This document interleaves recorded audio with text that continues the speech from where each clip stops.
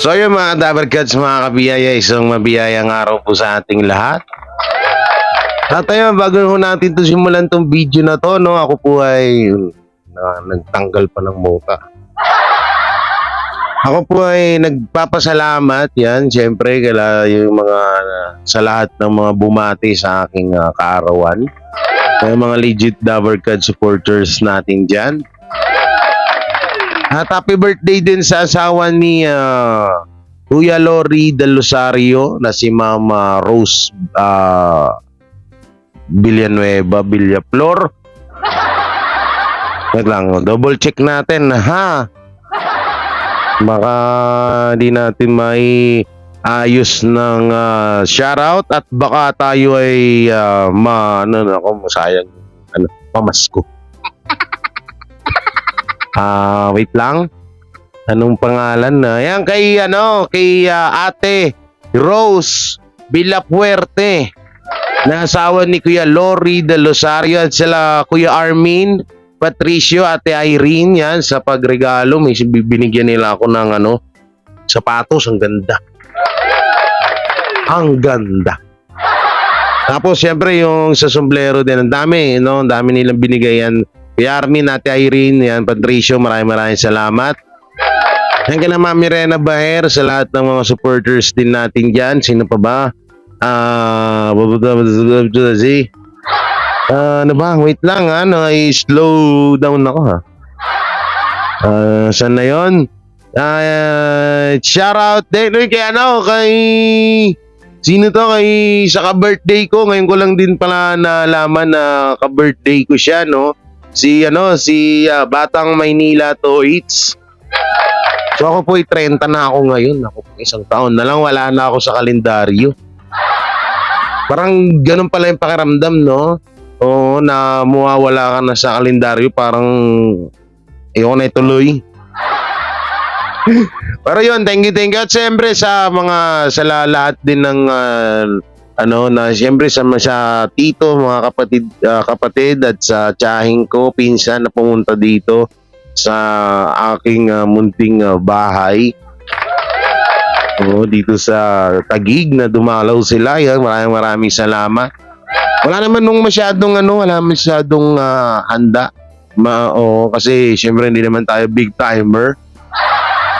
Pero yan, lubos po ako nagpapasalamat sa lahat ng bumate, sa lahat ng sa mga nagbigay ng regalo na yan. Thank you po, no?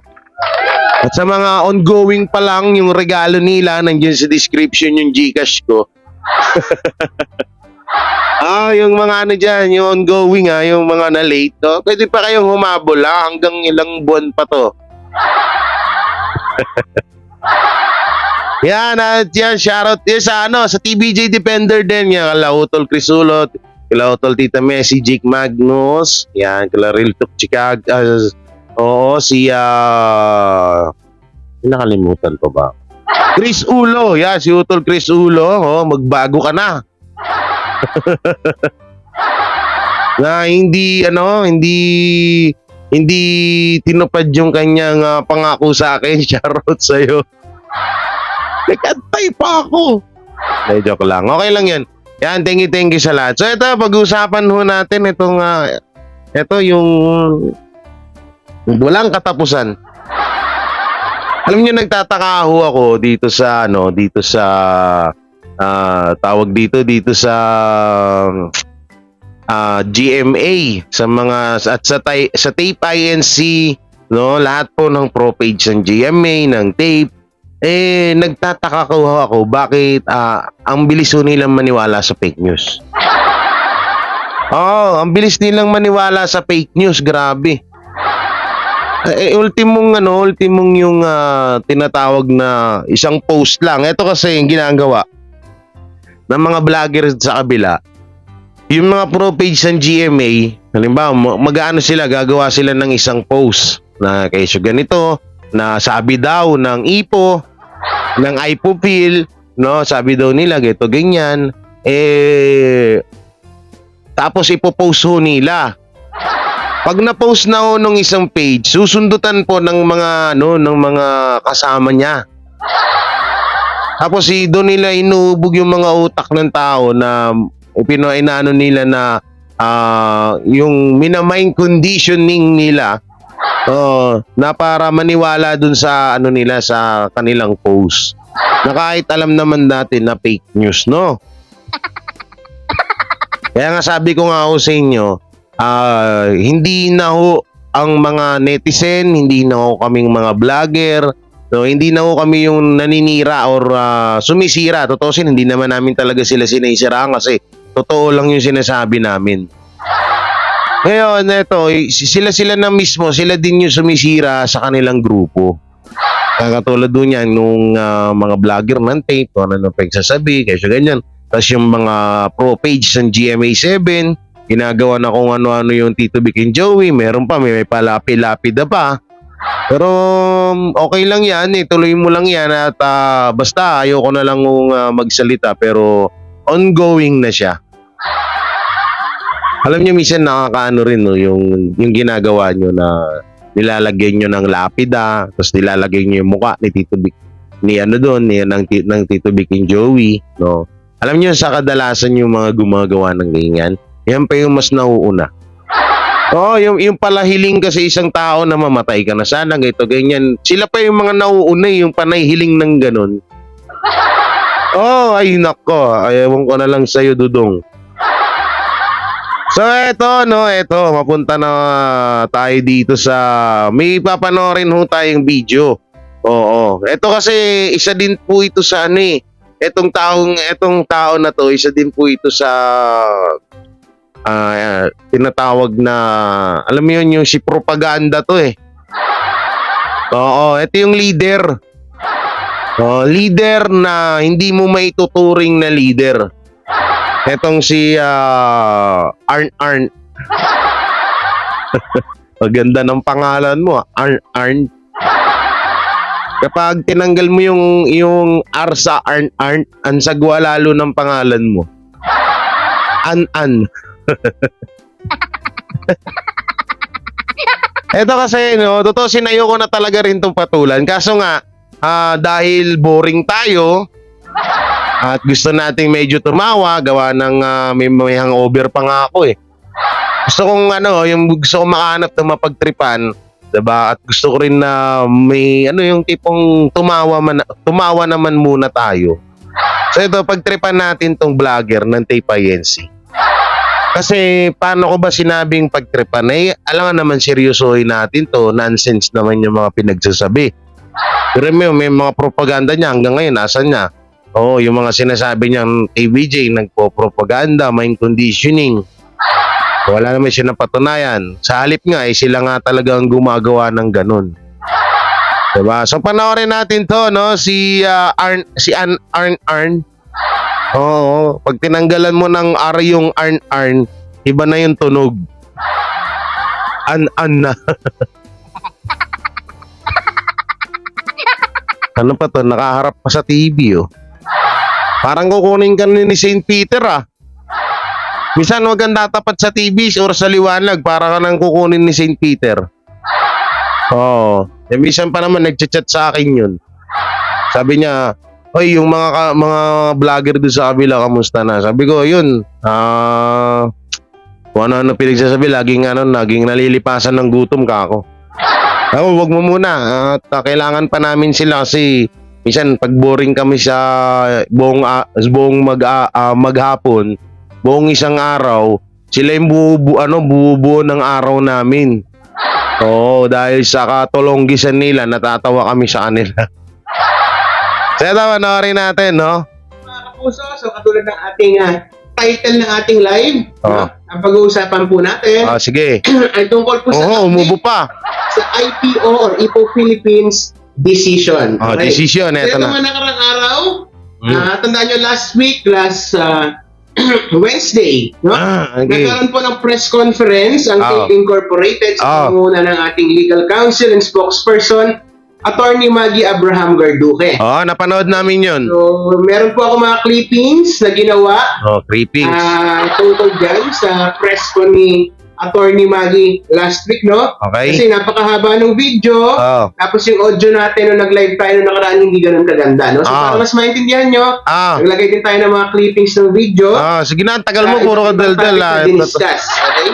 Doon sa press conference. I-discuss din natin yung sinabi ni Attorney Roel Barba, ang Director General ng BLA or Bureau of Legal Affairs ng IPO Philippines, no?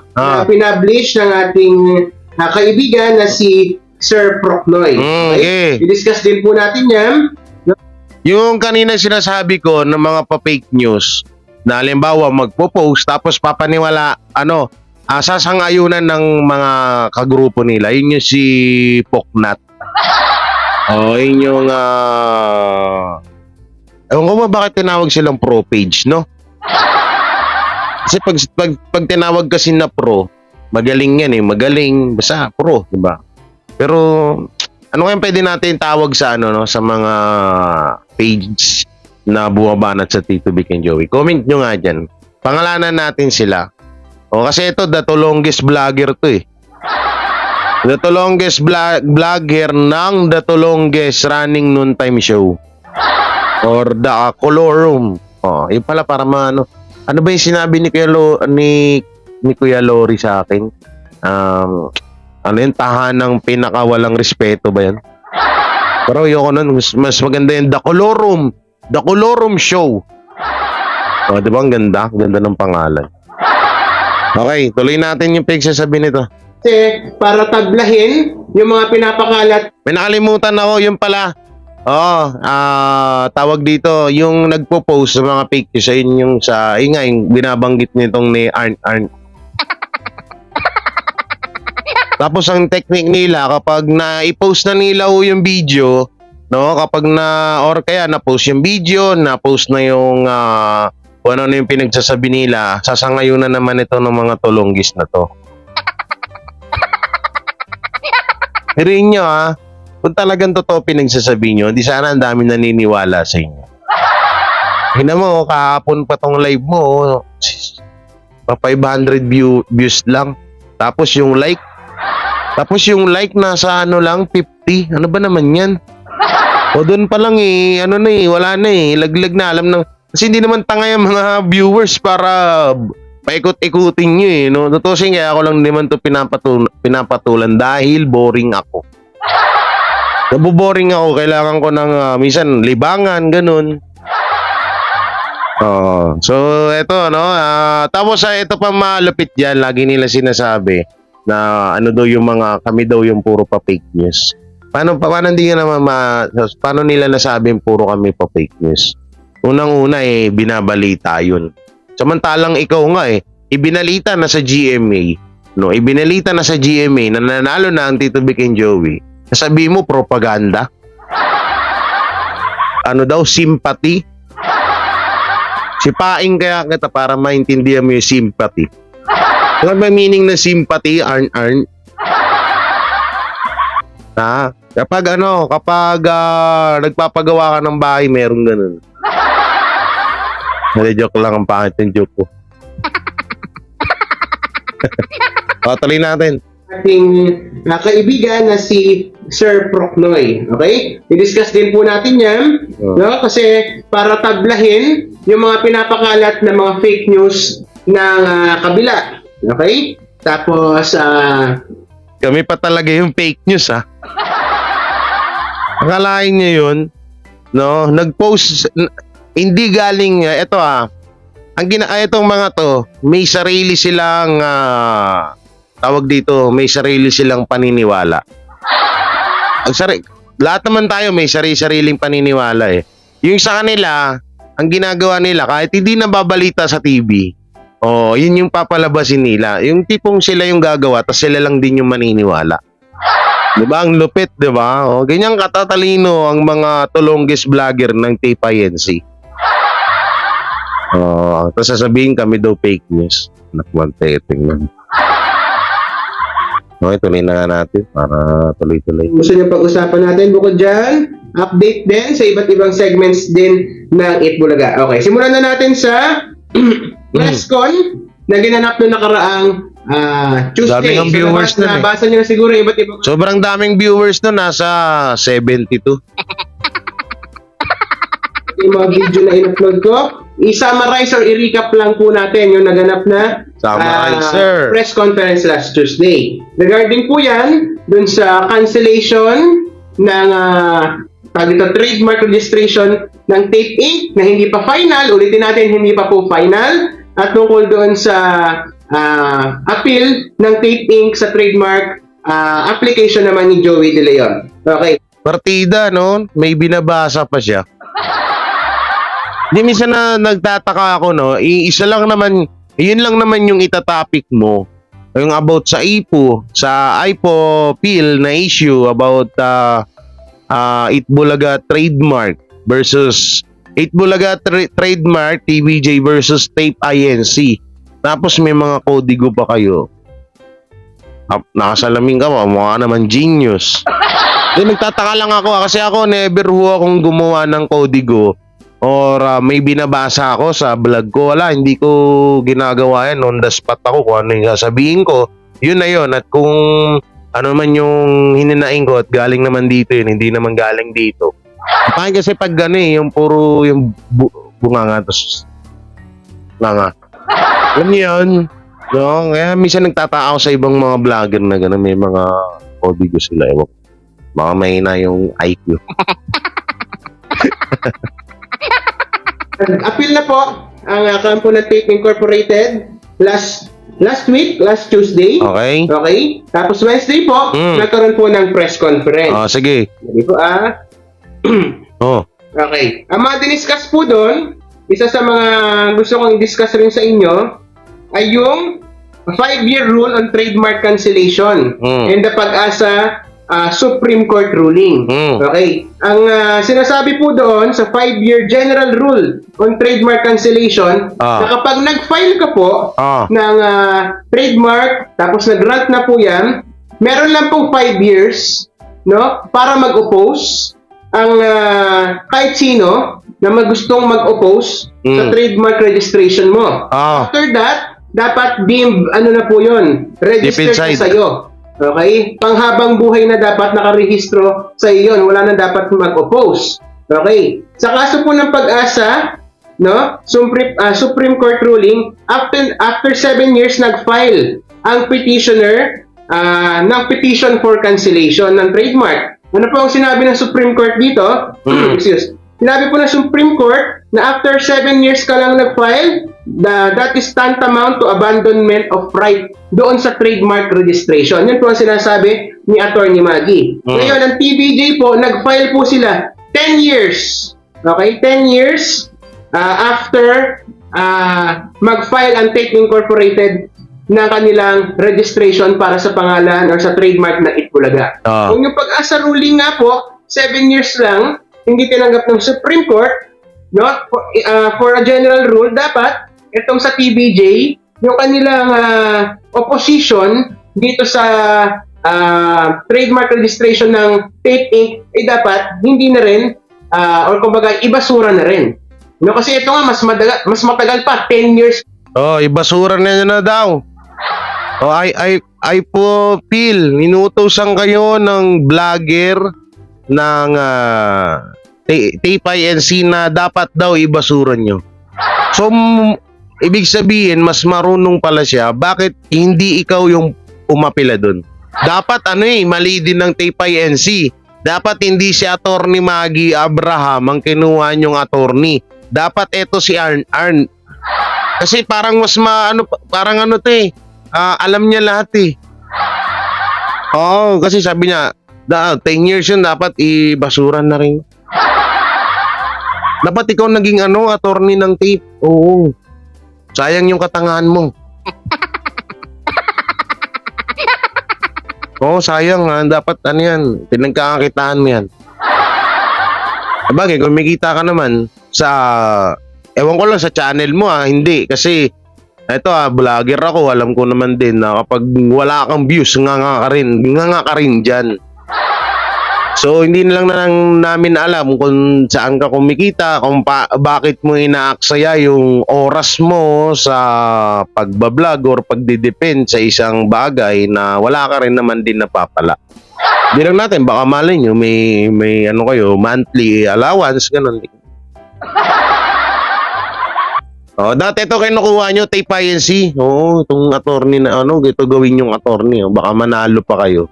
O kaya baka matalo pa kayo lalo.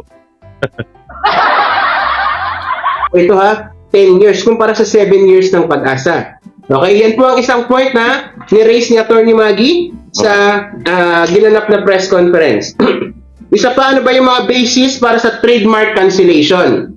Okay, may dalawa pong basis para sa trademark cancellation. Una, dapat may bad faith ka, okay, or may bad faith yung company na nagpa-register ng trademark. At pangalawa, dapat meron silang nilabag na rules ng Intellectual Property Code. Doon po sa nilabas na decision ng IPO para kanselahin ang trademark ng Tape Inc. Wala pong nakalagay doon, wala silang sinabi na may bad faith ang Tape Incorporated. Pangalawa, wala rin pong binanggit na meron silang nilabag sa rules ng IPO.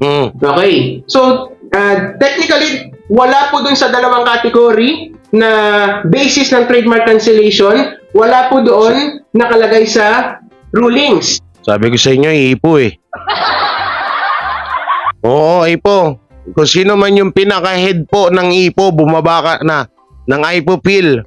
No, kung sino yung pinaka-head ng IPOPIL na ng mga lalo na yung mga nagdidesisyon kapag may mga ganitong kaso about sa trademark, bumaba na kayo. Papalitan na kayo ni Arn. Oo, di hamak na mas magaling sa inyo to. Biruin nyo, alam na alam nyo lahat to. Ang galing nitong ano na to, balakpakan nga guys. Sobrang galing no, oo, kahit ako natatanga ako eh. Grabe ang talino nitong vlogger ng Tape INC. Super yung ano, katalinuhan. Oh, ito ang magpapanalo sa Tape INC. Magpapapanalo papunta sa kangkungan. Bakit naging vlogger ka? Dapat naging attorney ka. Dapat naging ano ka, naging tawag dito, judge. Oh, naging scientist. Kasi ang galing nyo mag-imbento ng mga salita. Alam niyo, nakikita dito kay Arn na to, no? Nakakatawa lang, no? Na yung ginagawa nila, kahit anong explain nila, alam mo, may pag-English pa yan, ha? Ang pinagtataka ko pa dito, noona, nasabi na sa press con ng side ng Tape INC, pero ba't niya inulit? Doon pa lang parang ginagawa ng tanga yung mga viewers niya eh. Sinabi na doon, sasabihin pa nitong isa, sasabihin pa nung isa. No, parang Tsaka lahat ng sinasabi niya rito, although maganda sa pandinig, pero kapag hinimayin niyo ng gusto at tawag dito, inano niyo ng gusto yung sinasabi niya, nonsense. Kung ganyan ka pala kagaling at kung ganyan, yan pala dapat ang tama, di sana, pumalit dun sa IPOPIL. Kasi ito, nung nag-file or tawag dito, nagpa-register ang Tape INC na extension 10 years ba yon? Oo, alam nyo kung ano lang yung sinabi namin? Sayang pera nyo. Yun lang, sa akin sabi ko sayang pera ng mga alusos. Kasi sabi ko yung syempre yung effort, yung pera na ginastos nila para kasi ang pagkakalam ko parang may bayad data yun yung pag-register ng mga trademark na yan. Yun lang sinabi namin. Sa kanila, dami nilang sinasabi. Tapos wala naman naniniwala. Ulitin ko nga yung sinabi ko, kaya ako lang to binlag kasi boring ako. Ayun lang, boring ako kasi kung hihimay-himay natin yung mga sinasabi niya, paulit-ulit lang tayo. Tapos, ang pinaka-point nila, pinapahaba pa nila yung kwento. Pero yung pinaka-punto talaga nila sa kanilang pinaglalaban ay kung sino yung nauna magpa-register ng Itbulaga trademark. Ayun lang naman lahat. Nasa dulo. Samot-saring explanation yung ginagawa nila. Pero ang ang tinutumbok talaga nila o sino daw yung nanguna. Sino daw yung nauna na na magpa-register nung trademark na yun. Oh, yun lang lagi yung kanilang yung paulit-ulit. TPINC ang nauna magpa-register ng trademark na Itbulaga kaya dapat silang magmay-ari. Ulitin ko nga paano hindi mauuna? Hindi nyo nga sinabi sa Tito Vic and Joey na mga naka-register na pala yan. Diba? Oo. So, wala ayoko, ewan ko ba bakit pero nakakatuwa naman. Nakakatuwa kasi pag pinapanood ko tong mga to, sabi ko, wala, paano kaya what if lang, mapanood to ng mga kaibigan nila or mga dating kakilala, tapos napanood yung video, sasabihin, halimbawa, may alam din sa about issue na to ng trademark na Itbulaga, may alam din ng yung nanonood na yun. Hindi kaya sila naiya na minsan napapanood sila ng mga kakilala nila tapos kung ano-ano yung pinagsasabi nila. Minsan nakakaya ang ganun, no? Kung ano-ano pinagsasabi mo tapos nanonood yung kakilala mo. Siguro sa isip ng mga tropa nito, sabi ko, sa isip-isip siguro nila, ano ba tong tropa namin? Napakatulonggis. Ang mga pinaglalaban nito. Okay, tuloy natin. Nagbase lang kasi yung adjudication officer doon sa word na originator, which is dapat copyright yon. Hindi yan magpo-fall sa trademark. Oo nga, kaya nga dapat ikaw na lang pumalit dun No? And then, nakalagay dun sa decision, si Joey daw ang nag-create ng pangalang Itbulaga or siya ang originator, kumbaga. That will fall under copyright dapat, hindi trademark. So, yan isa sa mga apela ng Tape Incorporated. No, na hindi dapat kansilahin ng trademark dahil wala naman silang bad faith, wala rin po silang nilalabag na rules ng IPO. Okay, isa pa pong na-raise doon is yung tungkol sa SIMA. Okay, sa SIMA, restaurant, trademark. SIMA cum laude. Matagal ko na discuss sa lahat ng live ko. Nagawan ko na rin po ng video yan. Sa SIMA registration, sa SIMA Restaurant Supreme Court decision, sinabi po doon, no, na yung in trademark applications, when an entity has prior use, creation, or registration of a trademark, sa kaso po ng Tape Incorporated, sila ito. Sila yung may prior use ng pangalang Itbulaga. No, tagal na nilang ginagamit, 44 years.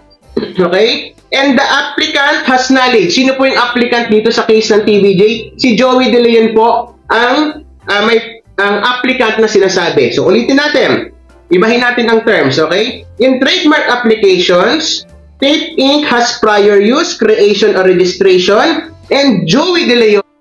Yang binabasa niya, hindi po yan na ito, disclaimer tayo.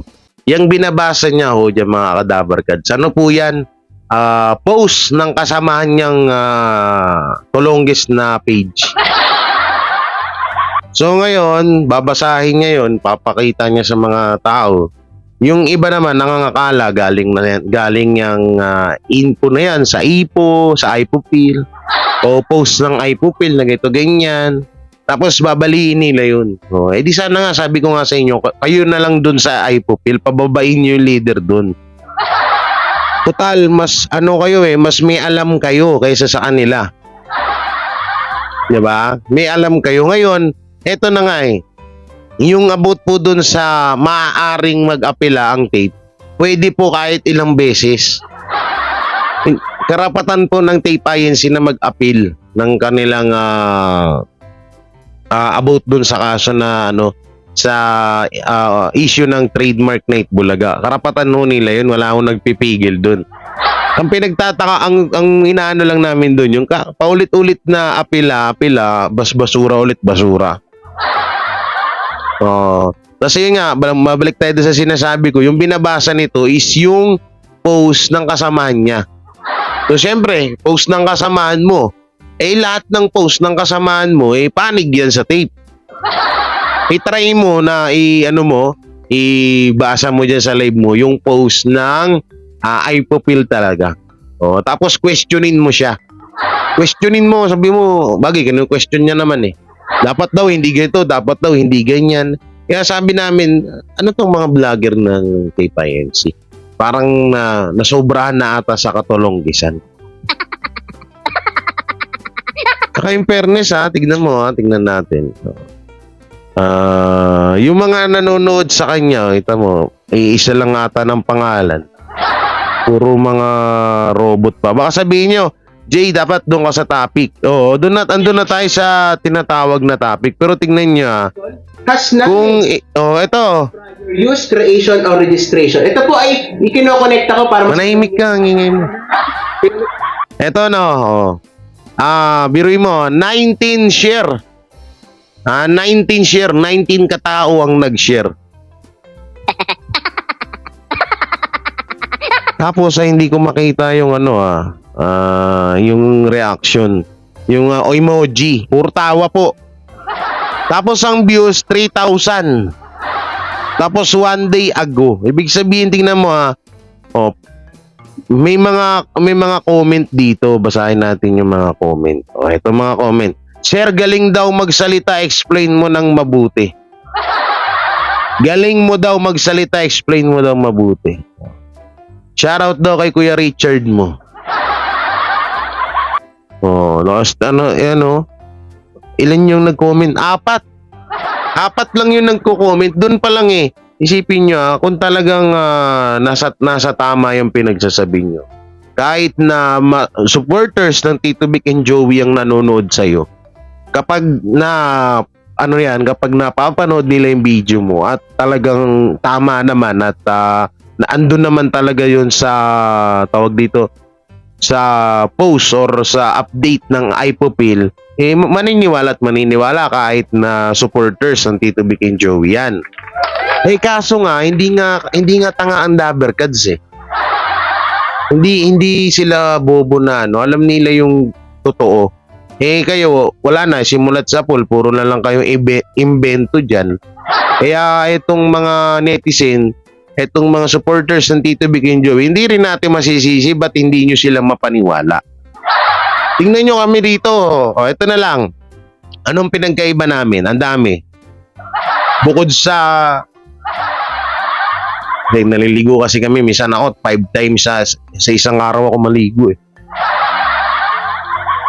Anong pinagkaiba namin? Sila tingnan mo sandamakmak na argumento at na mga salitaang pang attorney, pang judge. Alam mo yung mga bitawan nila ng salita, 'di ba? Ang sarap pakinggan. Samantalang kami dito, ganito lang, simple. Pero ba't ang daming naniniwala sa amin? Kasi nga, kahit na ganito lang yung ginagawa namin, napakasimple lang ng paliwanag namin. Ang daming naniniwala kasi nga, yun ang totoo. Hindi katulad sa kanila na ang dami na nila explanation dito sa issue na to. Wala namang naniniwala.